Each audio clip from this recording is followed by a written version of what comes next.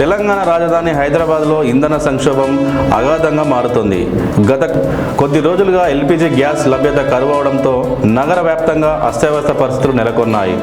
ఇంధనం కోసం గంటల తరబడి బారులు తీరుతున్న వాహన చోదకుల కష్టాలు వర్ణాతీతంగా మారాయి. అటు కొరత, ఇటు అమాంతం పెరిగిన ధరలతో ఆటో మరియు క్యాబ్ డ్రైవర్ల జీవనోపాధి ప్రశ్నార్థకం అవుతోంది.